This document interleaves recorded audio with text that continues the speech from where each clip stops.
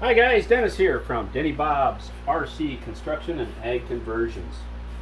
What we have here is a 16th scale New Holland articulated four-wheel drive, a model TJ480. I just completed the final steps in my conversion. I am running 4 gear motors on this unit and 1 steering servo to help with the steering and whatnot. I've got lights set up and I've got flashers set up on it, as well as I wired in 2 remotes in the back of the tractor that will run servos or are linear actuators. I have them both set up on the left-hand stick. I'll do a little demonstration of that. The steering and drive is all on the right hand, and I've got the SWA and SWC switches set up for the lights and the flashers. The battery, I'm running a 5,000 milliamp 3S battery underneath the hood. I've got Velcro strap that holds it up inside. Turn the radio on.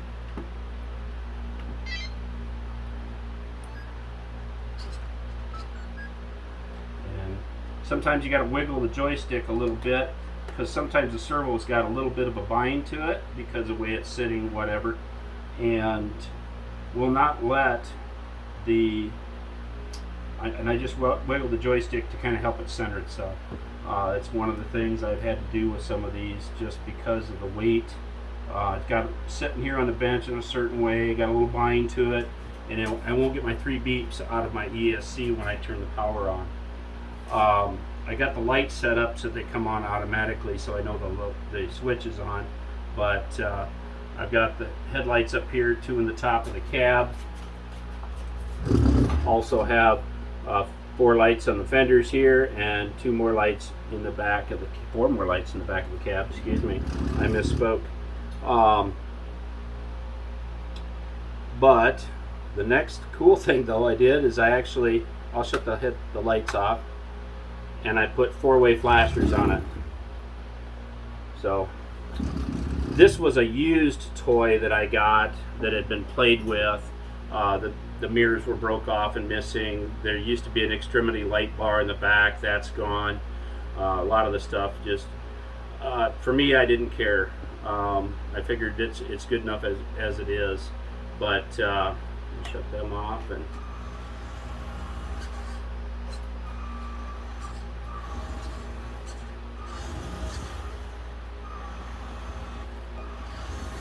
And I don't know how much I'll get on the camera here because I'm not sure where I had the camera kind of placed. It actually moves pretty fast. And I have the top speed. I set the end point at 80%, I do believe. And then I set the reverse at 60% to kind of help it slow up down a little bit in the backing. I'm running the 170 RPM gear motors in here. I felt the 56s were too slow. The 98s were The 170s are a little bit fast, but then I set the end point. I can get some 124s. I thought about maybe trying those, but I'm going to leave it as it is for now. It seems to have pretty good power-wise.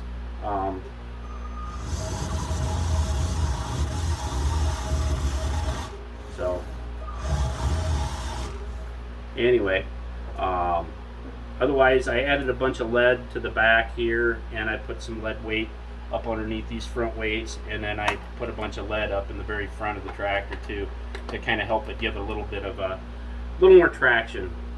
It is pretty heavy as it is. It's die cast. It's not plastic toy. It's mostly die cast except for like the fenders and stuff. The main chassis is all die cast.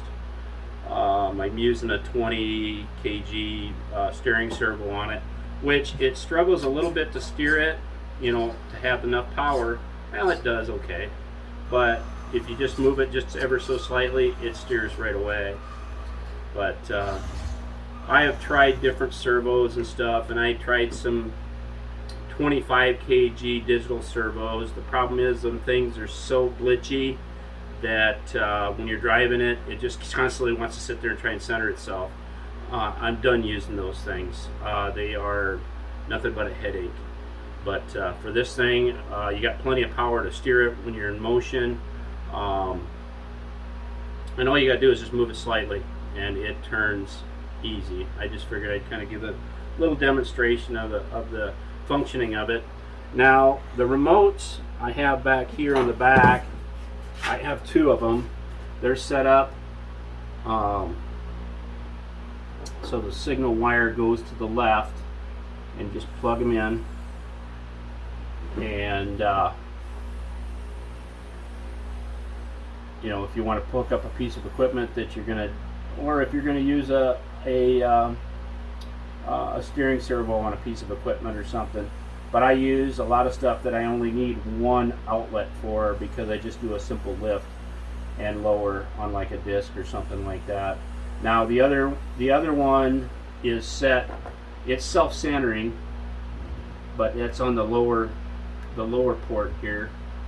Plug that in, and then it'll center itself, or if you hold the stick over, and then it'll go forward and back just like that, in and out. So, and then I put a heavier hitch in here with a 3/16 diameter hitch pin with a chain and a retainer clip. That's another thing that I added to it. But yeah, it's been kind of a fun little unit. I plan on doing a bunch of different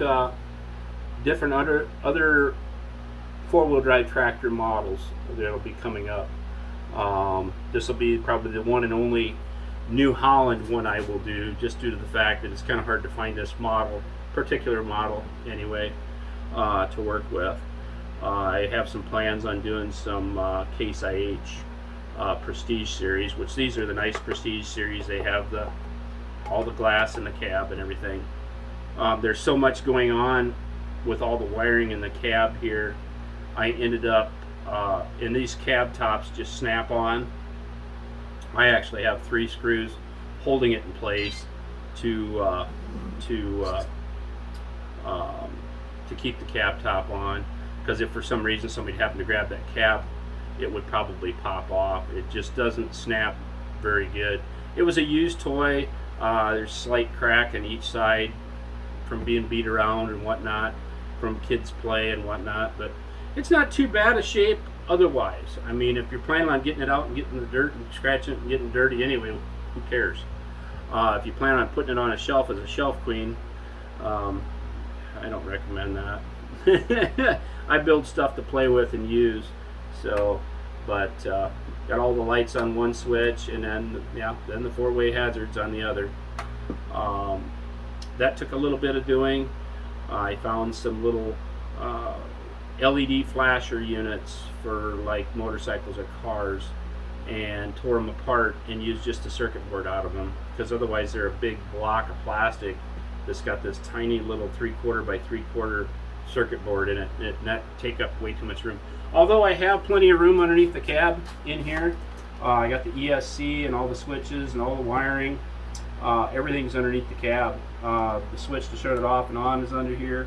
I'm using a fan-cooled 320A ESC in this unit. They seem to have plenty of power and everything. The only thing is they do not have a switchable brake on them, so to speak. So when you have to go from forward to reverse, you sometimes have to tap the reverse twice to make it come back. But I'm used to dealing with that, so once you get used to something like that, it's pretty easy to continue. I'll shut my radio off because it's kind of annoying when it beeps at you. But here it is, my New Holland TJ480 RC converted, articulated 4-wheel drive. If I were to guess the weight, I'm going to guess it probably in the 18 to 20 pound range, rough figuring.